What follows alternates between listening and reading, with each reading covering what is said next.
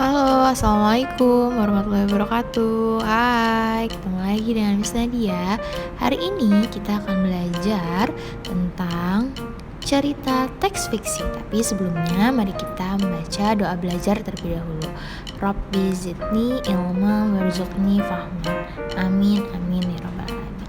Okay, today we are going to learn about cerita teks fiksi. Materi pembelajaran kita pada hari ini yaitu mengenai pengertian teks fiksi, macam-macam teks fiksi, unsur-unsur cerita, tokoh dan penokohan dalam teks fiksi. Dan keywords kita pada pagi hari ini adalah fiksi dan tokoh.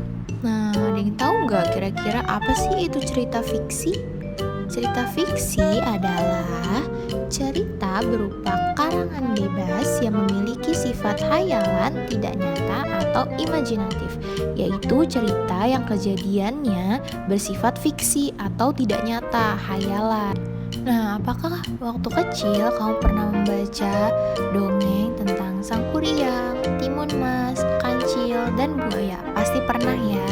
Nah, cerita di atas merupakan salah satu contoh cerita fiksi, yaitu cerita yang bersifat hayalan. Nah, coba kita lihat slide di sini. Di sini terdapat macam-macam cerita fiksi. Yang pertama ada novel, komik, ada cerpen atau cerita pendek, kemudian ada beberapa cerita rakyat seperti Sang Kuryang dan Timun Mas. Nah, yang pertama ini adalah fabel.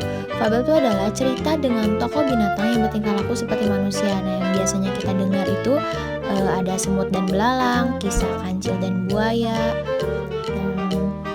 Nah, selanjutnya itu ada legenda. Legenda adalah cerita tradisional yang menceritakan tentang orang atau tempat tertentu, misalkan asal muasal Danau Toba, Sang Kuryang, asal muasal Tangkuban Perahu, dan yang terakhir ini adalah mite. Mite adalah cerita pada mite berhubungan dengan kepercayaan, roh, atau dewa-dewi yang dipercayai mempunyai kekuatan gaib.